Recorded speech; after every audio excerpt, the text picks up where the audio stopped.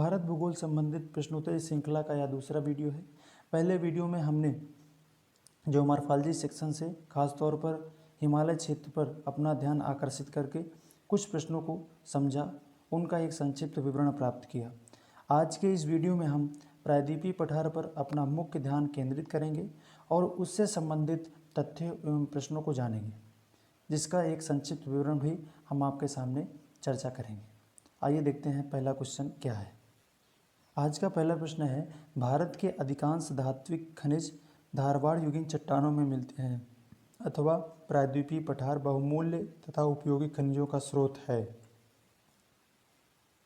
इस प्रश्न में दो रूट वर्ड हैं, एक है धात्विक खनिज, एक है धारवाड़ युगीन चट्टानें।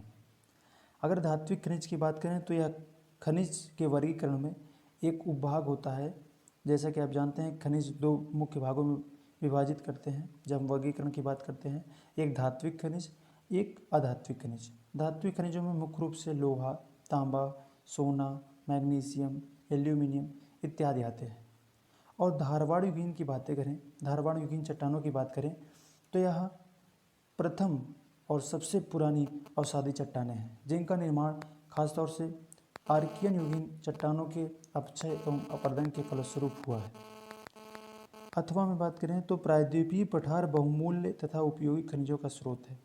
जैसा कि आप प्रश्न में भी देख रहे हैं कि प्रायद्वीपीय पठार पर हमारा ध्यान केंद्रित करना है इस प्रश्न में। आइए देखते हैं। भारत में धारवाड़ युगीन चट्टान सर्वाधिक पुरानी, परतदार एवं कार्यांतरित है। चूँकि ये पुरानी अवसादी चट्टानें थी और जैसे जैसे समय बीता विभिन्न भूगर्भीय घटनाएं हुई, जिसके परिणाम स्वरूप ये अवसादी चट्टानें परतदार होने के साथ साथ किसी विशेष विवर्तनिकी दबाव के कारण आज वर्तमान में कायांतरित भी हो गई। परंतु इनमें एक मुख्य विशेषता है कि इसमें हार्नब्लेंडिक और क्लोराइटिक सिस्ट की बहुलता मिलती है, जिसमें विभिन्न प्रकार के धात्विक खनिज मिलते हैं। भारत में धारवाड़ युगीन चट्टान सर्वाधिक पुरानी, परतदार तथा कायांतरित है। इसका नामकरण कर्नाटक के धारवाड़ जिले के नाम पर हुआ है।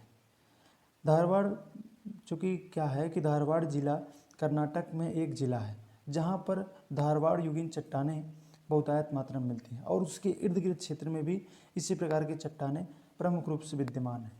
इसी जिले के नाम को संदर्भ में रख करके भारत भूमि पर जहाँ कहीं भी चट्टानें मिलती हैं इस प्रकार की, इस युग की, उनको इसी नाम से इंगित किया जाता है।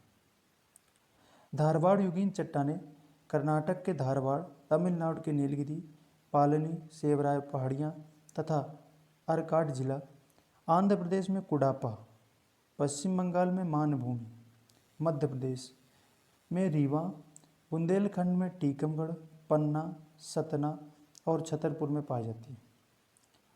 इनका कुछ निक्षेप अरावली तंत्र में भी मिलता है।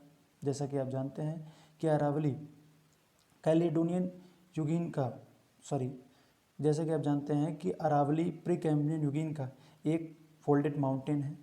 यानी जब आर्कियन युगीन चट्टानों का फॉर्मेशन हुआ था, उसी के इर्द गिर्द अरावली तंत्र का भी निर्माण हुआ था, जिसके अपरदन के फलस्वरूप इसके आसपास के क्षेत्रों में धारवाड़ युगीन चट्टानें बहुतायत मात्रा में मिलती हैं। क्योंकि धारवाड़ युगीन चट्टानें अवसादी ही तो हैं। अवसादी कहाँ से मिलेंगी? जब किसी प्रकार के अपक्षय अपरदन के द्वारा कहीं से वो चट्टानें कट करके आएंगी, एक अवसाद के रूप में किसी स्थान पर निक्षिप्त होंगी, उसी के परिणाम स्वरूप एक चट्टान बनती है जिसको हम अवसादी चट्टानें कहते हैं। और धारवाड़ युगीन चट्टानें जो हैं वो सबसे पुरानी अवसादी चट्टानें हैं, इसलिए अरावली तंत्र के आसपास के क्षेत्रों में धारवाड़ युगीन चट्टानें मिलती हैं। इन चट्टानों में हार्नब्लेंडिक तथा क्लोराइटिक सिस्ट मिलता है। जैसे कि मैंने पहले कहा कि इन चट्टानों की मुख्य विशेषता होती है कि इनमें हार्नब्लेंडिक और क्लोराइटिक सिस्ट मिलता है, जो अन्य चट्टानों में कम मिलता है। और इसी के उपस्थिति के कारण इसमें बहुमूल्य खनिज मिलते हैं, जैसे तांबा, लोहा, सोना, मैग्नीशियम, एल्यूमिनियम। अगर उदाहरण की बात करें तो कर्नाटक में कुद्रेमुख का लोहा धारवाड़ युगीन है। ऐसे ही तमिलनाडु में सलेम का लोहा, मध्य प्रदेश में बैलाडीला, डल्ली, राजहारा, बिहार में सिंहभूमि, यहाँ पर अब वर्तमान में झारखंड में है सिंहभूमि का लोहा तथा तांबा, उड़ीसा के क्वेजर एवं मयूरभंज का लोहा, कर्नाटक में बात करें तो कोलार और हट्टी का सोना इसी धारवाड़ युगीन चट्टानों में मिलता है। मध्य प्रदेश में वहीं पन्ना की जो हीरा की खदान है वह भी धारवाड़ युगीन चट्टानों में ही अवस्थित है। इस प्रकार आपने देखा कि प्रायद्वीपीय पठार पर जहाँ जहाँ मुख्य रूप से बहुमूल्य खनिज मिलते हैं वहाँ पर धारवाड़ युगीन चट्टानें हैं। इसको विशेष रूप से स्मरण करिएगा, चूँकि अक्सरता यह प्रीलिम और मेंस दोनों में आता है। प्रीलिम में बहुविकल्पीय रूप में, मुख्य परीक्षा में विवेचना करने हेतु पूछा जाता है। अगला प्रश्न देखते हैं, प्रायद्वीपीय पठार एवं दक्कन का पठार का सीमांकन। अब आप देखिएगा, इस प्रश्न में आपको 3 कंसेप्ट क्लियर होंगे। एक तो प्रायद्वीपीय पठार की सीमा क्या है, दूसरा दक्कन पठार की सीमा क्या है, और दक्कन लावा पठार की सीमा क्या है। यानी प्रायद्वीपीय पठार, दक्कन लावा पठार, ये तीनों एक ही पठार नहीं है, परंतु इनमें प्रायद्वीपीय पठार सबसे विस्तृत है, दक्कन का पठार उससे कम विस्तृत है और दक्कन लावा का पठार सबसे कम क्षेत्र में फैला हुआ है। आइए देखते हैं, भारत उपमहाद्वीप के अंतर्गत भारत, नेपाल, पाकिस्तान, भूटान, बांग्लादेश तथा श्रीलंका है, जबकि प्रायद्वीपीय भारत के अंतर्गत विंध्याचल के दक्षिण का समूचा पठार तथा पूर्वी एवं पश्चिमी तटवर्ती मैदान आते हैं। ठीक है, भारतीय पठार या प्रायद्वीपीय पठार के अंतर्गत विंध्याचल के उत्तर का उत्तरी पठार एवं दक्षिणी पठार, दक्षिण स्थित दक्षिणी पठार आते हैं। अब ध्यान दीजिएगा, यहाँ पर कह रहा है प्रायद्वीपीय भारत, फिर कह रहा है प्रायद्वीपीय पठार। कंफ्यूज मत होइएगा कि प्रायद्वीपीय भारत को ही प्रायद्वीपीय भारत में जो पठार अवस्थित है उन्हीं को प्रायद्वीपीय पठार कह दिया गया, नहीं। प्रायद्वीपीय पठार जो है वो विंध्याचल श्रेणी के दक्षिण का समूचा भाग है। समूचा जो पूर्वी पश्चिमी तटवर्ती मैदान सभी आते हैं, वो सभी पश्चिमी प्रायद्वीपीय भारत में आते हैं। क्योंकि प्रायद्वीप की आप परिभाषा जानते हैं, ऐसा क्षेत्र, ऐसी भूमि जो 3 तरफ से जल राशियों से घिरी हो। तो आप अगर भुज के पास से एक छड़ी रखिए और उधर त्रिपुरा के पास एक पॉइंट पर छड़ी रखिए, तो एक सीधी लाइन जाती है जो कर्क रेखा आप जानते होंगे, वहाँ के दक्षिण में, सामान्य रूप से कह रहे हैं, उसके दक्षिण में आप देखेंगे तो भारत की भूमि 3 तरफ से जल राशियों से घिरी है, इसीलिए उसे प्रायद्वीपीय भारत भी कहा जाता है। ठीक, तो आगे देखते हैं, भारतीय पठार या प्रायद्वीपीय पठार के अंतर्गत विंध्याचल के उत्तर का उत्तरी पठार एवं दक्षिणी पठार एवं दक्षिण स्थित दक्षिणी पठार आते हैं। उत्तरी पठारों में मालवा का पठार, बुंदेलखंड का पठार, बघेलखंड का पठार मुख्य है। अब देखिए, ध्यान दीजिएगा, प्रायद्वीपीय पठार में विंध्याचल के उत्तर एवं दक्षिण स्थित समस्त पठारों को आप सम्मिलित करेंगे। उत्तरी पठारों में बात करें तो सबसे पश्चिम में मालवा का पठार और सबसे पूर्व में बघेलखंड या छोटा नागपुर का पठार है। ठीक, अब जबकि दक्षिणी भाग की बात करें तो दक्षिण भाग में मुख्य रूप से दंडकारण, बैतूल, दक्कन लावा पठार, तेलंगाना, मालनत, मैसूर इत्यादि हैं। तो प्रायद्वीपीय पठार की बात करेंगे तो उत्तरी एवं दक्षिणी पठार दोनों को हम लोग इंक्लूड करेंगे। जबकि जब हम दक्कन पठार की बात करते हैं, दक्कन का सीधा सा मतलब होता है दक्षिण का पठार, और भारत भूमि का दक्षिण और पूर्वी जो सीमांकन होता है वो विंध्याचल श्रेणी के समानांतर होता है। तो विंध्याचल श्रेणी के दक्षिण में स्थित पठारों को दक्षिण का, दक्कन पठार के अंतर्गत विंध्याचल के दक्षिण स्थित सभी पठार आते हैं। अब आप देखिए, फिर आता है अगला क्वेश्चन कि दक्कन ट्रैप का पठार। अब इसमें दक्कन ट्रैप का सीधा सा मतलब है कि जब क्रेटेशियस काल में मुख्य रूप से महाराष्ट्र में जब दरारी उद्भेदन के द्वारा लावा का विस्तार हुआ, उसके परिणाम स्वरूप जो उस लावा के पठार का निर्माण हुआ वो जहाँ तक फैला है उसको हम दक्कन ट्रैप का पठार कहेंगे या दक्कन लावा का पठार कहेंगे। संक्षिप्त में कहें तो प्रायद्वीपीय पठार उत्तरी एवं दक्षिणी दोनों पठारों को सम्मिलित करता है। दक्कन का पठार केवल दक्षिणी पठारों को सम्मिलित करता है। दक्कन लावा का पठार उसी दक्षिणी पठारों में जहाँ तक क्रेटेशियस काल में दरारी उद्भेदन से हुए लावा के से निर्मित पठारों का जहाँ तक निर्माण है उसे दक्कन लावा का पठार कहते हैं। अब आप समझ सकते हैं, जैसा कि मैथ में आप सबसेट और सेट सुने होंगे, वैसे ही इस प्रश्न को आप हल करेंगे। ठीक, आइए देखते हैं। भारत के अधिकांश भूकंप भ्रंश के सहारे आते हैं। अब इसमें दो टर्मिनोलॉजी है, एक तो है भूकंप, एक है भ्रंश। जैसा कि आप जानते हैं कि भूकंप मुख्य रूप से प्लेटों के संचलन के कारण पृथ्वी की सतह पर उत्पन्न एक अल्पकालिक कंपन होता है, जबकि वहीं भ्रंश जब प्लेटें संचलन करती हैं तो उनके तनाव बल या फिर संपीड़न बल के कारण प्लेटों में या तो उभार हो जाता है या फिर नीचे की ओर दबाव पड़ने से या फिर वह चट्टानें वह भूमि नीचे की ओर धंस जाती है। जिस रेखा के सहारे यह सब होता है उसे हम भ्रंश कहते हैं।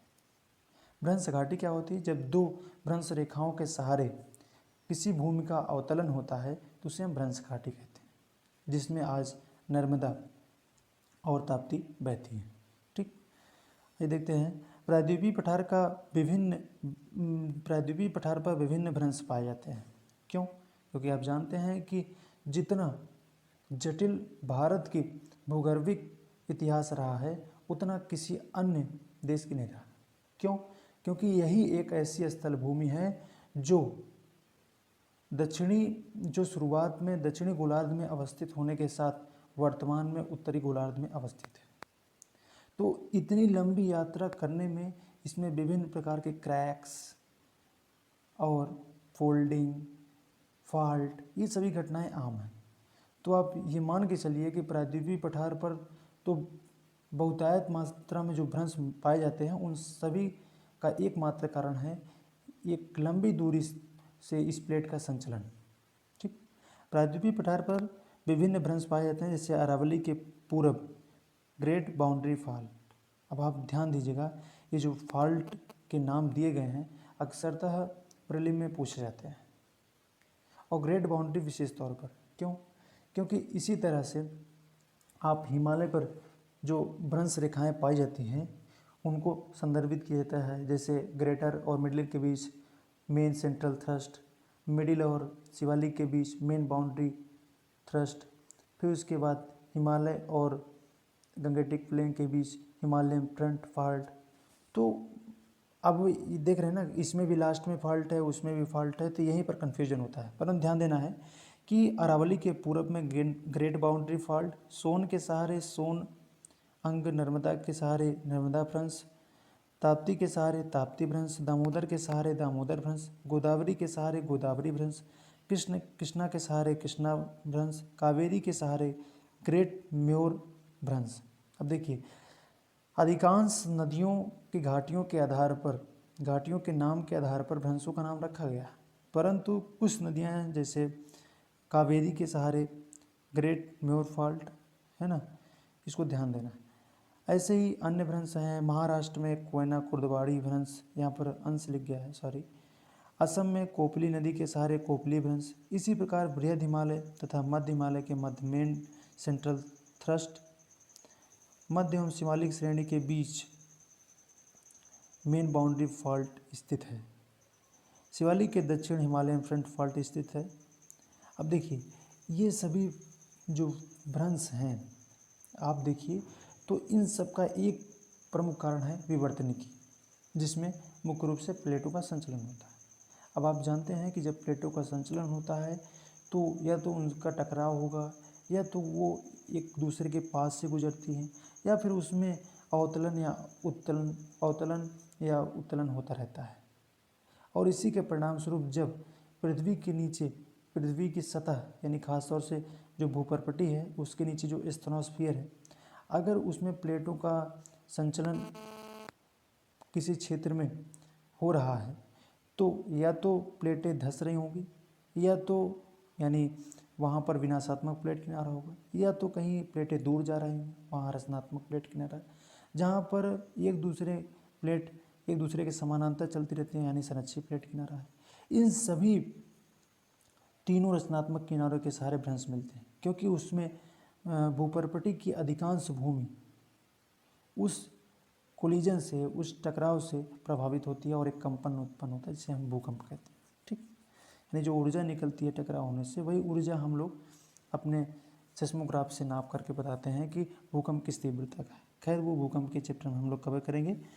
भारतीय प्लेट के उत्तर पूर्व बढ़कर हिमालय के नीचे निक्षेपित होने से इसका उत्तरी निक्षेपित किनारा मैग्मा के रूप में परिवर्तित हो रहा है। अब इसमें यही रीजन बता रहा है कि क्या रीजन है कि भारत भूमि पर भ्रंशों के सारे अधिकांश भूकंप आते हैं।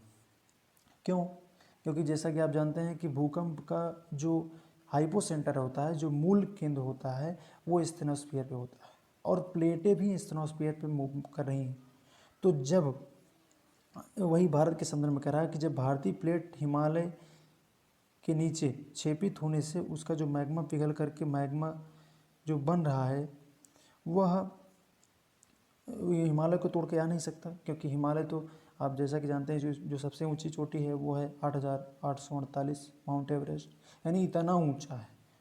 और ऊंचा है तो उसका भार भी बहुत ज़्यादा होगा। तो भाई जाहिर सी बात है कि मैग्मा हिमालयी चट्टानों को तोड़ के आ नहीं सकता है, इसीलिए ज्वालामुखी भी नहीं मिलते हैं।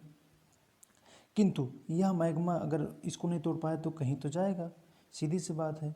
तो जैसे प्लेटों का संचलन हो रहा है, वैसे स्टेनोस्फीयर में मैग्मा का संचलन होता है और यही मैग्मा उधर तिब्बत का पठार भी है, यानी उधर भी बाहर जाता है। तो दक्षिणी भाग की ओर भार की कमी पाने के कारण यह मैग्मा अरब सागर के नीचे होता हुआ इधर कार्ल्स ब्रिज के सहारे और इधर 90 डिग्री के सहारे जहाँ पर बैरन है, यहाँ से मैग्मा निकलता है ज्वालामुखी के रूप में।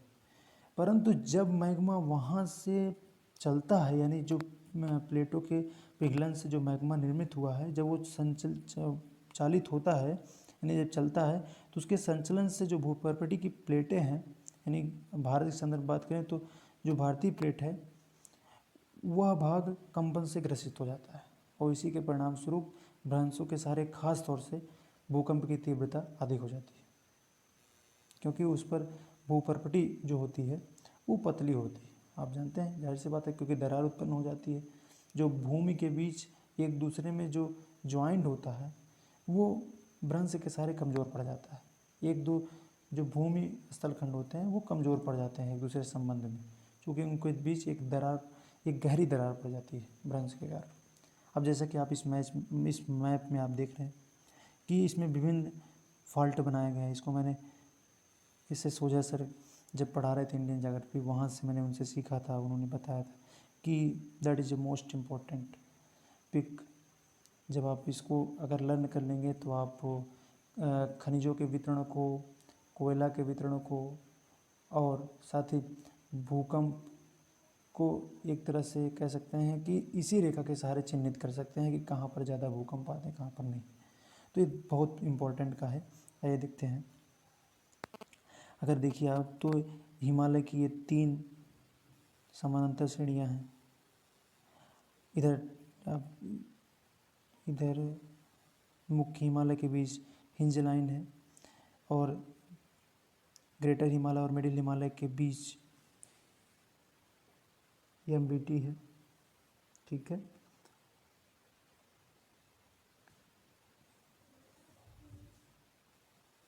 सॉरी, हाँ, यहाँ ध्यान देने योग्य है कि अब आप देखिए अगर गौर से, तो ये जो ग्रेटर हिमालय है और ट्रांस हिमालय है, इसके बीच जो लाइन है ये वाली, ये है MCT यानी मेन सेंट्रल थ्रस्ट। और जो मुख्य हिमालय और मध्य हिमालय के बीच है जो भ्रंश रेखा है उसे MBT, और जो सबसे शिवालिक के दक्षिण में स्थित है उसे हम लोग कहते हैं हिमालयन फ्रंट फॉल्ट। अब आप देखिए, अब इसी तरह अगर आप ट्रांस हिमालय के और उत्तर में जो लाइन तिब्बत के पठार से विलग करती है, अगर उसको ध्यान दें तो वो है हिंज लाइन। ठीक, अब आप देखिए ये तो मुख्य रूप से हो गई, परंतु इसके अतिरिक्त भी भारत में कई फॉल्ट हैं जिसके सारे खनिजों का एक बहुतायत मात्रा में निक्षेप मिलता है। इसलिए अगर आपको भारत भूमि पर अवस्थित विभिन्न फॉल्ट स्मरणीय रहेंगे, तो आपको खनिजों के वितरण में बहुत सहायता मिलेगी। आइए देखते हैं अरावली क्षेत्र में ग्रेट बाउंड्री फॉल्ट, फिर है नर्मदा सोन फॉल्ट जिसके सहारे नर्मदा नदी बहती है, वैसे ही ताप्ती फॉल्ट, फिर कोयना फॉल्ट। इसकी बड़ी अच्छी कहानी है कोयना की। जैसा कि आप देखेंगे कि जो भूकंपीय पेटी है, भूकंपीय पेटी में जो भारत भूमि पर प्रायद्वीपीय पठार का मुख्य रूप से लावा क्षेत्र का जो पठार है, यह इसे शून्य भूकंप तीव्रता वाला क्षेत्र कहा जाता था। यानी यहाँ भूकंप बिल्कुल नहीं आता था। परंतु एक बार क्या हुआ कि कोयना, कुर्दवारी और लातूर के सहारे यहाँ पर भी भूकंप आ गया। तब से वैज्ञानिकों जो भूगर्भविद हैं उनके लिए हमेशा से कौतूहल का विषय बन गया कि भाई how it can be possible. भाई आप जानते हैं, जाहिर सी बात है कि यह जो पहले से ही प्रायद्वीपीय पठार इतना पुराना और इतना ऊंचा भाग था समुद्र तल से, और उस पर भी जब लावा निक्षेप हुआ तो और भी ऊंचा हो गया। यानी उस पर भूमि का दबाव बहुत ज़्यादा है स्टेनोस्फीयर पर, तो कैसे यहाँ पर भूकंप आ सकते हैं। परंतु जब कई रिसर्च हुए तो ये पता चला कि यहाँ पर भी एक फॉल्ट है, कोयना फॉल्ट, जिसके सहारे, जिसका विस्तार इधर कोयना, कुर्दवारी, लातूर, उस्मानाबाद है ना, इधर ये वाला जो फॉल्ट है, ये जो भारत में शून्य भूकंप तीव्रता वाला क्षेत्र था, यहाँ पर भूकंप आने से यह क्षेत्र विलुप्त हो गया। यानी अब आप देखेंगे तो यह क्षेत्र पहले जोन में आता है। भूकंप तीव्रता पेटी में आप देखेंगे ना, तो जो पहली पेटी है वो इसी क्षेत्र में मुख्य रूप से विद्यमान है। यानी यहाँ पर भूकंप आता है लेकिन कम तीव्रता का आता है। इसी तरह अन्य फॉल्ट हैं, कृष्णा है, का गोदावरी है, महानदी है, दामोदर है। अब आप देखिए कि जब ये फॉल्ट बने थे तब कई भूगर्भ, उसके बाद से कई विवर्तनिकी घटनाएं हुई, जिससे कि इन भ्रंश घाटियों में, यानी इनकी घाटियों में लावा का निक्षेपण हुआ। फिर ये नदियाँ अपने बहते हुए उनको लावा को काट करके अवसाद के रूप में आसपास के क्षेत्रों में निक्षिप्त कर दी और फिर से अपने उसी चैनल में बहने लगी। इसीलिए इनको कभी कभी सुपर इम्पोज्ड रिवर भी कहा जाता है, क्योंकि इन नदियों में जो फॉल्ट निर्मित हुए हैं, इसी फॉल्ट के सहारे लावा का भी ऊपर की ओर प्रवाह हुआ। यानी लावा से एक बार ये घाटियाँ, इनकी जो तली थी वो भर गई थी, लेकिन इन्होंने फिर से उसको काट के अपने जो आधारित इनकी घाटियाँ थी उनको पा लिया है। इसीलिए इनको सुपर इम्पोज्ड मतलब अध्यारोपित नदियाँ भी कहते हैं। अब इसी तरह अगर आप कावेरी में देखेंगे तो कावेरी के पास जो फॉल्ट है उसे ग्रेट म्योर फॉल्ट कहते हैं। दैट इज मोस्ट इम्पॉर्टेंट, क्योंकि शायद ये नेट JRF के एग्ज़ाम में पूछा भी गया था। आइए देखते हैं आगे।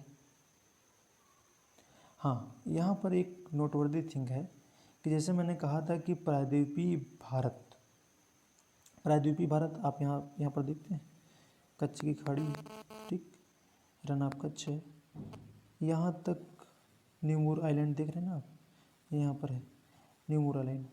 अब इसके दक्षिण में क्या है, इधर बंगाल की खाड़ी है और इधर अरब सागर है। एक साइड से इधर कन्याकुमारी से अरब सागर, ठीक, का ही विस्तार है, या कह सकते हैं कि हिंद महासागर लगने लगता है।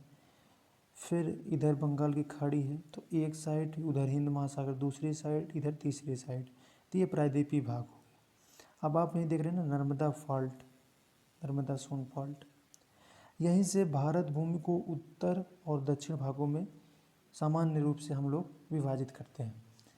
अब इसके उत्तर का जो भाग है उससे उत्तरी भाग, इसके दक्षिण का जो भाग है उससे दक्षिण भाग। अब उत्तर भाग में जो प्रमुख पठार हैं, देखिए जैसे मालवा का पठार है ना, बुंदेलखंड का है, बघेलखंड का है, अगर आप आएंगे आगे तो छोटा नागपुर का है। अब जो उत्तरी पठार थे तीन रूप से, मुख्य रूप से हैं, मालवा का पठार, बुंदेलखंड और बघेलखंड। ये और साथ ही दक्षिण के पठार जैसे छोटा नागपुर पठार, दंडीकारण हो गया है ना, बैतूल हो गया, तेलंगाना हो गया, कर्नाटक का पठार हो गया, लावा का पठार हो गया, ये सभी दक्षिणी पठार हो गए। अगर इन दोनों को सम्मिलित रूप में आप कहेंगे, सम्मिलित रूप में कहेंगे तो ये क्या होगा, ये होगा प्रायद्वीपीय पठार। लेकिन जब आप दक्कन के पठार की बात करते हैं तब इस प्लस को हटा दीजिए और इसको हटा दीजिए, उत्तरी पठार। अब जितने पठार आपको दिख रहे हैं ये सभी दक्कन के पठार हो गए। अगर आप दक्कन लावा के पठार की बात करें तो आप इस लावा पठार को छोड़ करके बाकी सबको मिटा दीजिए। देखिए,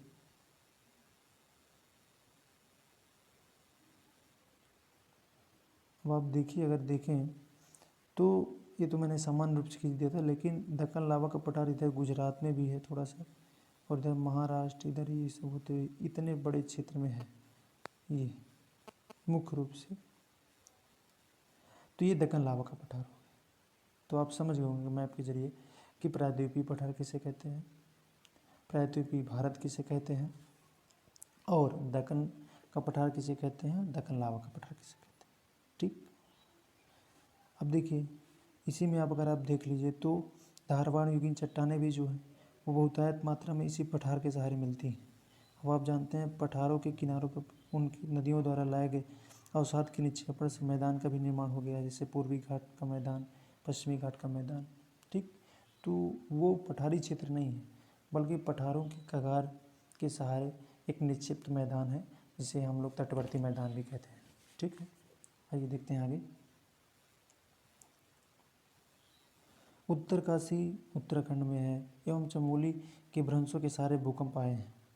हिमालय की जड़ों के नीचे स्टेनोस्फीयर में पिघला मैग्मा दक्षिण की तरफ प्रवाहित होता है, जो प्रायद्वीपीय पठार के नीचे प्रवाहित होते समय ऊपर की तरफ दबाव डालता है, जैसे कि मैंने पहले भी डिस्कस किया, जिसके फलस्वरूप भारत के उपरोक्त के सारे भूकंप आते हैं। जैसे हाल के वर्षों में लातूर, उस्मानाबाद, कोयना, भोपाल, जबलपुर में भूकंपी धक्के आए। अगला क्वेश्चन है, महाराष्ट्र खनिज की दृष्टि से संपन्न होते हुए भी औद्योगिक दृष्टि से विपन्न है। अब आप ध्यान से देखिए, अब आपने देखा कि जो दक्कन लावा का पठार है वो महाराष्ट्र में मुख्य रूप से संकेंद्रित है। ठीक है, यहाँ पर। ठीक है, अब यहीं की हम बात करते हैं, इसका रिलेशन उस प्रश्न के साथ है, इसको ध्यान रखिएगा। ठीक है, आइए देखते हैं। महाराष्ट्र भारत के प्रायद्वीपीय पठार का पश्चिम में स्थित एक राज्य है जो गोंडवाना लैंड की चट्टानों से निर्मित है। अब देखिए यहाँ पर जो गोंडवाना लैंड है, आप जानते होंगे कि लोथियन ग्रीन महोदय ने ये बताया था कि जो अंकारा लैंड है और गोंडवाना लैंड की चट्टानें हैं वो अत्यंत पुरानी है ना। परंतु अंगारा लैंड और गोंडवाना लैंड को सर्वप्रथम विभाजित किया था अल्फ्रेड वेगनर ने। अल्फ्रेड वेगनर ने सर्वप्रथम कहा कि जो विश्व आज वर्तमान में आप देखते हैं इनको उन्होंने दो भागों में विभाजित किया था, एक अंगारा लैंड, एक गोंडवाना लैंड। तो वही बात कर रहा है कि जो दक्षिणी भाग था वो गोंडवाना लैंड का है और उत्तरी भाग अंगारा लैंड। तो कहता है कि जो या महाराष्ट्र है इसकी जो चट्टानें हैं वो दक्षिणी गोलार्ध की चट्टानों से मैच करती हैं, यानी गोंडवाना लैंड की चट्टानों से निर्मित है। इसके फलस्वरूप यहाँ गोंडवाना लैंड के विभिन्न खनिज संसाधन जैसा कि आप जानते हैं इन चट्टानों का निर्माण सबसे पुराने भूगर्भिक विगत में हुआ था। तो जाहिर सी बात है इनमें लोहा, अन्य धात्विक खनिज मिलेंगे। लोहा, कोयला आदि का निक्षेप मिलता है जो छोटा नागपुर और दंडकारण्य के खनिजों के समकालीन है। परंतु मैंने जैसे कहा कि महाराष्ट्र में खास तौर से जो दरारी उद्भेदन के द्वारा लावा का निक्षेपण हो गया है, यह कब हुआ था? क्रिटेशियस काल।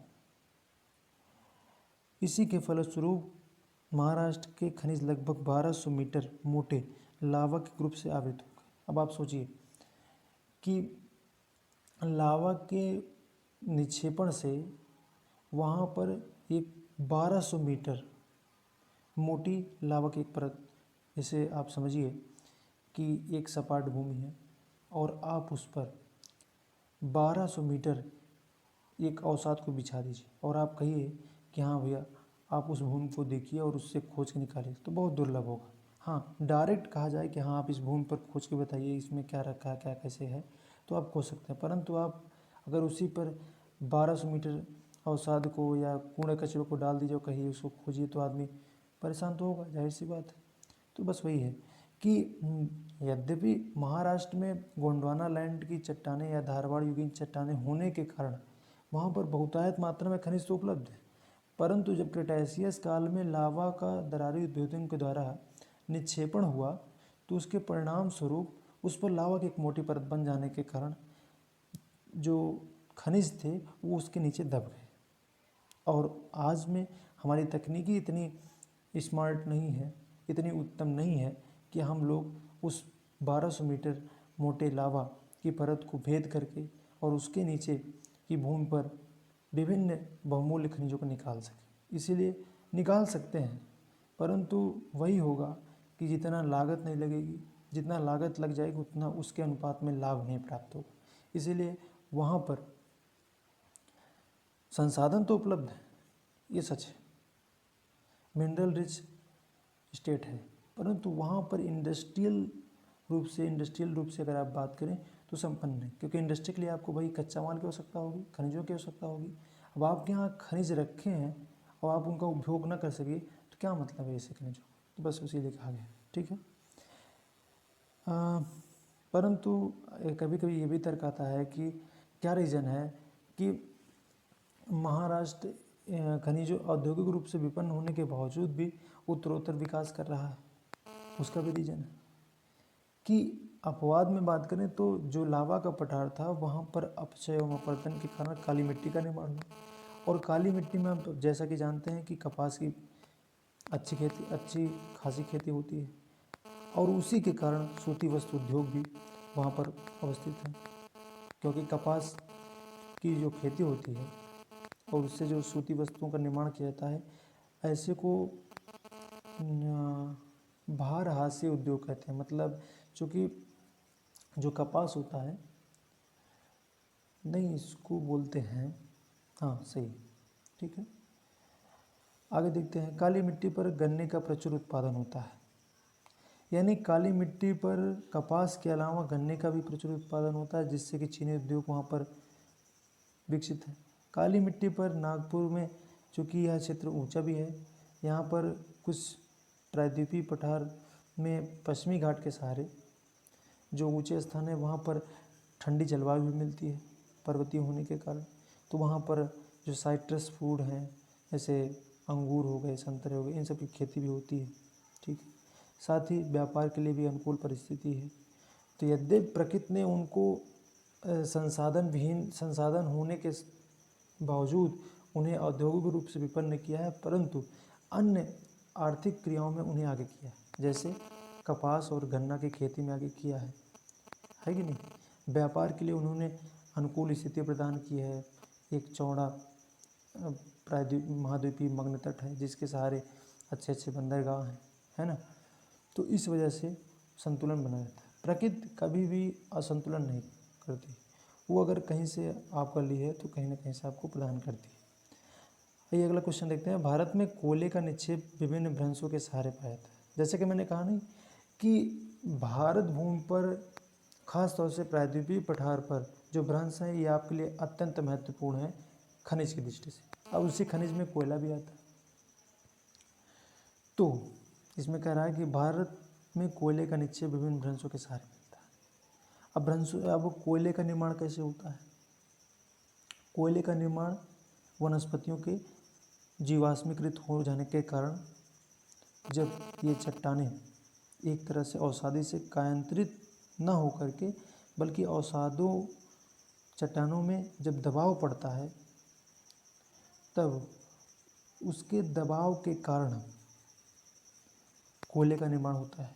अब जब दबाव की तीव्रता जितनी अधिक होगी कोयले में कार्बन की मात्रा उतनी अधिक होगी, ये मान के चलिए सामान्य रूप से।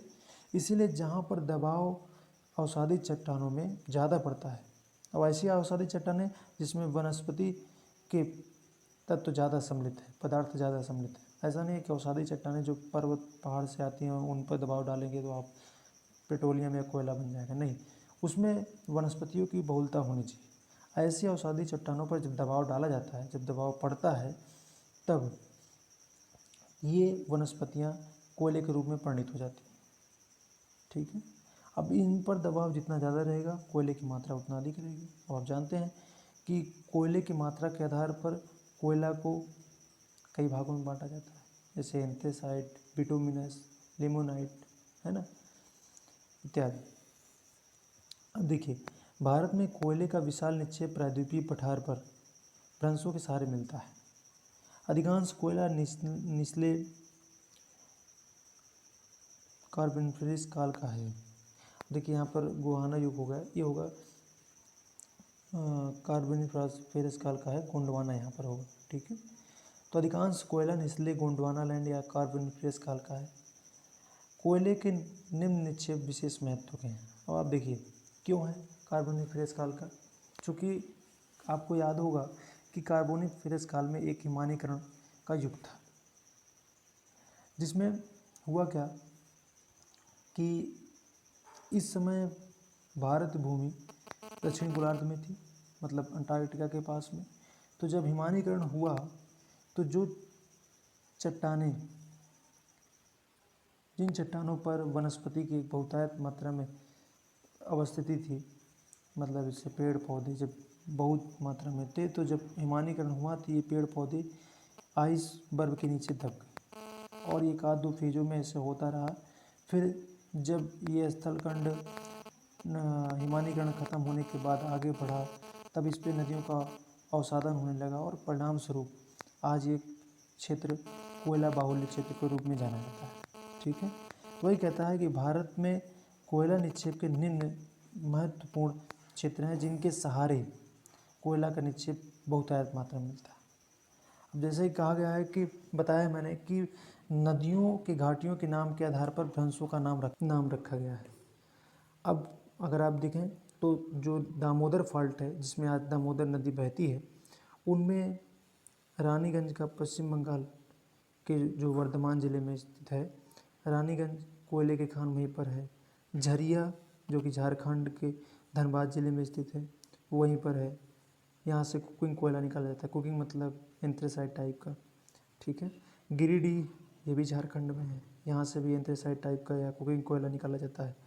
बोकारो ये भी झारखंड में है। कर्णपुरा यहाँ से भी एंथ्रेसाइट प्रकार का कोयला निकलता है। रामगढ़ ये भी हजारीबाग यानी छोटा नागपुर पर अवस्थित है। ठीक है, ये सभी जो 6 पॉइंट हमने बताए हैं ये दामोदर घाटी यानी जो दामोदर फॉल्ट है इसके सहारे मिलते हैं।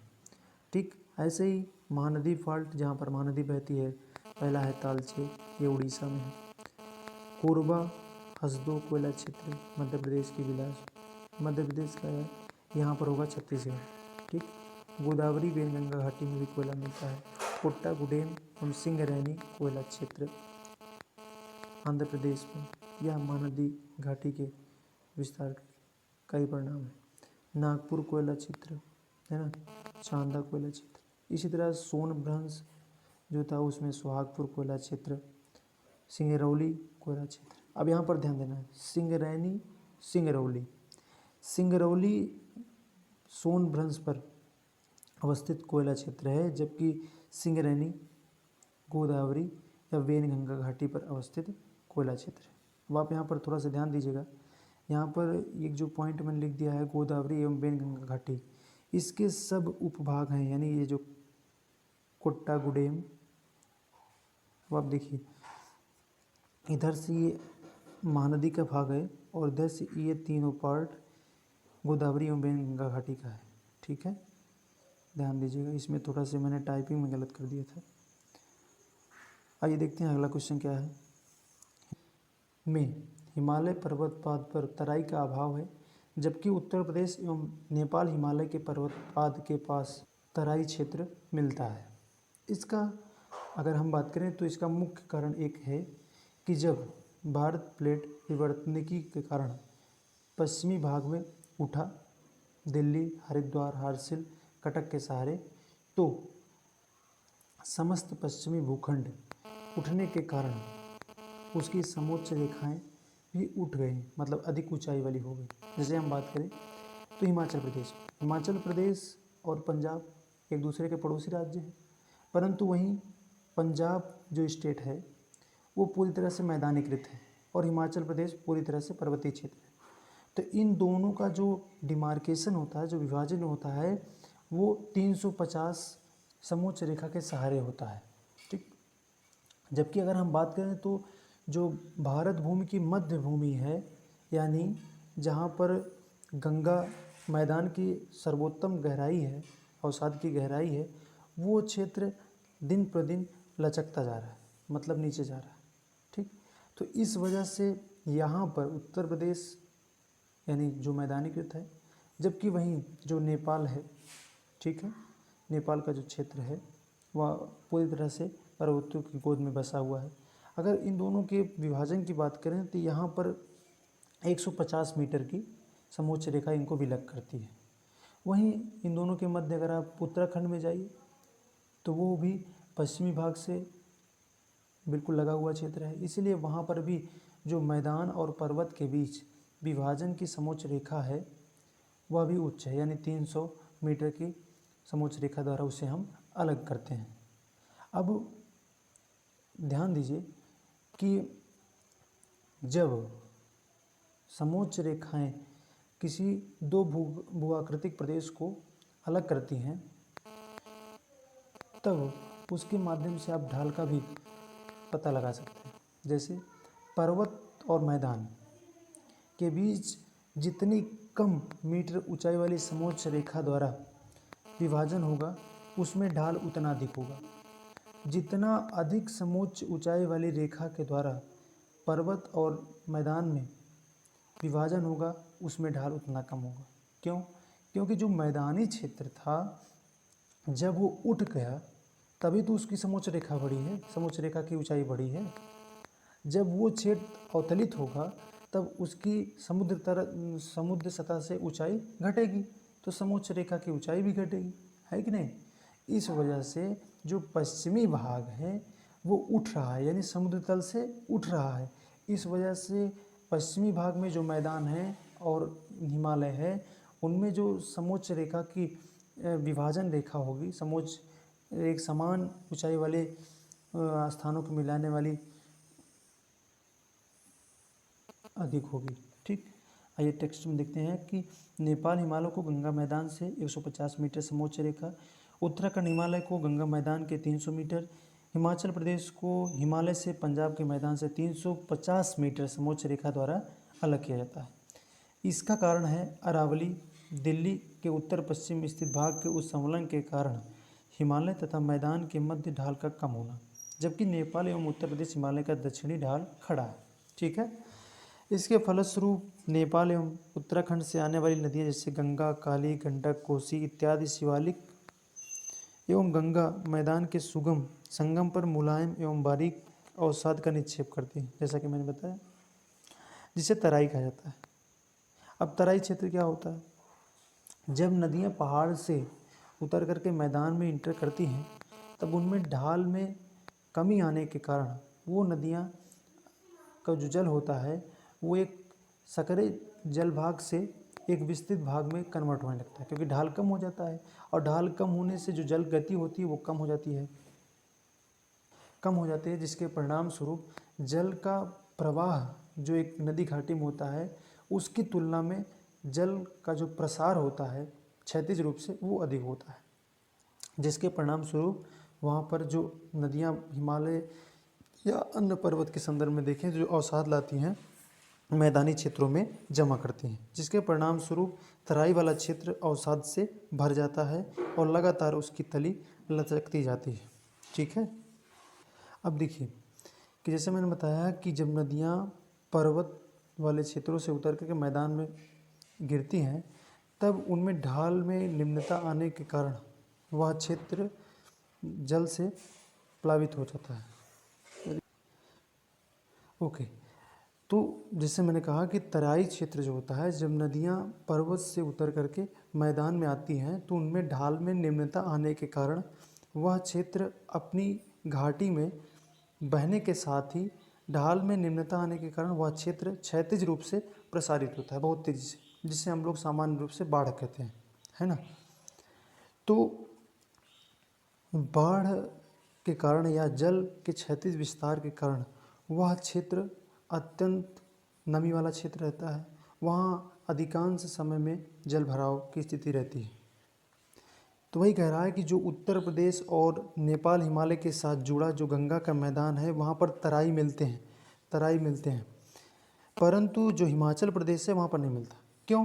क्योंकि जो हिमालय की श्रेणियाँ हैं और जो पंजाब का मैदान है, उनके बीच जो ढाल है वो निम्न है, यानी अवसाद जो नदियाँ लाती हैं वो अपना अवसाद पंजाब के प्लेन में तो निक्षिप्त करती हैं, परंतु उनमें अवसाद की मात्रा बहुत कम होती है, और अवसाद की मात्रा कम होने से जो जल की गति हिमाचल प्रदेश में नदियों की होती है वही पंजाब के मैदान में भी होती है, परंतु तुलनात्मक रूप से पंजाब के मैदान में कम होती है। अगर यही ढाल अधिक होता तो इनकी जो कह सकते हैं कि ढाल अधिक होने के कारण जो जल के स्वभाव में विपरीत रिएक्शन देखने को मिलता है वो यहाँ पर भी मिलता है, जैसे कि आप उत्तर प्रदेश और नेपाल हिमालय के पास में जुड़े क्षेत्रों में आप देखते हैं कि तराई मिलती है। ठीक है, अगला और लास्ट क्वेश्चन है कि हिमालय का अवदैर्घ्य वितरण। हम लोग हिमालय के बारे में बात किए थे, लेकिन इसका जो लॉन्गिट्यूडनल एक्सटेंट है उसके बारे में बात नहीं करी थी। आप जानते हैं कि इसको जो विवरण हिमालय के संदर्भ में किया जाता है वो दो प्रकार से, एक होता है अवदैर्घ्य, एक होता है अनुप्रस्थ, यानी transverse classification of the Himalaya. तो यहाँ पर हम लोग केवल लॉन्गिट्यूडनल डिस्ट्रीब्यूशन देखेंगे हिमालय का। इसमें जो हिमालय की जो 3 समानांतर मुख्य रूप से जो श्रेणियाँ हैं, पर्वत श्रेणियाँ हैं, जिसके सबसे उत्तर में ग्रेटर हिमालय, फिर मिडिल हिमालय, फिर शिवालिक है, उन्हीं का बता रहा है कि हिमालय तृतीययुगीन अल्पाइन मोरदार पर्वत श्रेणी है जो गंगा मैदान के उत्तर में पश्चिम पूर्व फैली है। टिथिस भूसंती के सर्वप्रथम इयोसीन काल में बृहद हिमालय की उत्पत्ति हुई। ठीक है, फिर ऐसे ही मिडिल हिमालय की मायोसीन में और शिवालिक की प्लायोसीन में हुई है ना। बृहद हिमालय की उत्पत्ति हुई जो तिब्बत पठार से हिंज लाइन के द्वारा विलग है। ओलिगोसीन में बृहद हिमालय के दक्षिण लघु श्रेणियों का जन्म हुआ। ठीक है, जिस पर मिश्रित वन एवं विभिन्न पर्यटन स्थल से मसूरी, अल्मोड़ा, अब इसको मैंने इसमें इसलिए लिख दिया क्योंकि जो लबासना है हम लोग का जो ध्येय है वो मसूरी में ही है। बृहद एवं मध्य हिमालय को अलग करने वाली भ्रंश रेखा जो है वो है मेन सेंट्रल थ्रस्ट।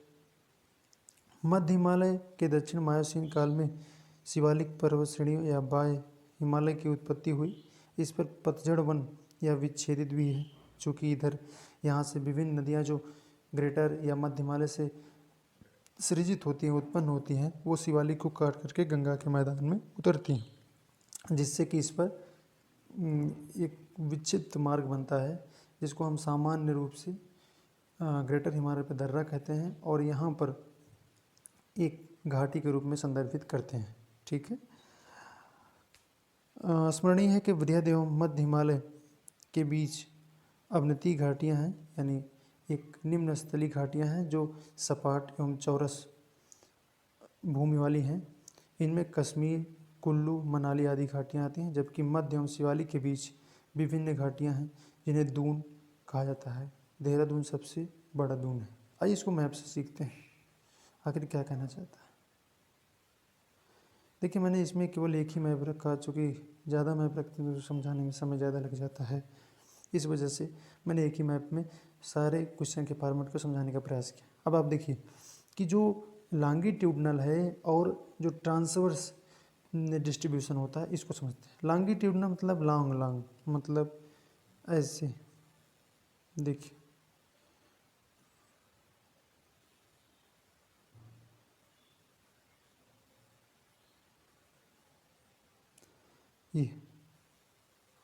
ये लॉन्गिट्यूडनल है। अगर हम इधर से इधर चलें, ये एक क्षेत्र ले लें यहाँ से यहाँ तक, अब इधर से इधर जाएँ तो हमें जो जो चोटियाँ मिल रही हैं, जो जो ग्लेशियर्स मिल रहे हैं, उनका डिस्ट्रीब्यूशन कैसा होगा? ट्रांसवर्स होगा। परंतु जब हम ऐसे से बात करते हैं लॉन्गिट्यूडनल मतलब एक लंबी सीधी रेखा के रूप में, तो उसे हम लॉन्गिट्यूडनल विवरण कहते हैं। तो हम हिमालय की 3 समानांतर श्रेणियाँ, इसको हम सभी जानते हैं। तो सबसे उत्तर में ग्रेटर हिमालय, ठीक, उसके दक्षिण में मध्य हिमालय। इन दोनों के मध्य जो विलय करने की भ्रंश रेखा है उसे यमसीटी कहते हैं। ठीक, परंतु इन दोनों पर्वत श्रेणियों के बीच घाटी पाई जाती है जिस पर एक समतल भूमि मिलती है, यानी पहाड़ों की तरह कहीं ऊंची कहीं नीचे नहीं, बल्कि एक घाटी है। घाटी आप जानते हैं एक निम्न क्षेत्र होता है जिसके दोनों तरफ के जो क्षेत्र होते हैं वो उससे उठे हुए होते हैं। इसी में कश्मीर घाटी है, कुल्लू है, कांगड़ा है ना। इसी तरह इसके दक्षिण में आइए तो मध्य हिमालय और हिमालयन मतलब शिवालिक हिमालय के मध्य जो डिमार्केशन फॉल्ट लाइन है वो है MBT। अब आप इसको ऐसे याद कर सकते हैं कि अगर आप दक्षिण से पूर्व की ओर जाएंगे तो पहले B मिलेगा फिर C मिलता है। ठीक है, तो मध्य हिमालय और शिवालिक के बीच जो घाटी है उसको हम लोग यहाँ पर दून बोलते हैं और पूर्वी क्षेत्र में दुआर बोलते हैं। ठीक है, अब सबसे बड़ा दून कौन है? अब नाम सुनेंगे, देहरादून, उत्तराखंड की राजधानी। ठीक है, यहाँ पर अब ऐसे ही और दक्षिण में आइए तो हिमालयन फ्रंट फॉल्ट और इधर गंगा का प्लेन। तो अगर आप इधर से देखेंगे तो आपको पहले फ्रंटेज दिखाई देगा। तो जो गंगा के मैदान और शिवालिक को अलग करने वाली भ्रंश रेखा उसे हिमालयन फ्रंट फॉल्ट कहते हैं। ठीक है, ओके। हाँ, इसमें एक नोटवर्दी थिंग है कि जो ग्रेटर हिमालय है, यहाँ जब हम उत्तर से दक्षिण आने को सोचते हैं तो इनमें इन पर्वत श्रेणियों में कुछ निम्न स्थान होते हैं जिन्हें हम दर्रा कहते हैं। Okay friends, thank you for watching.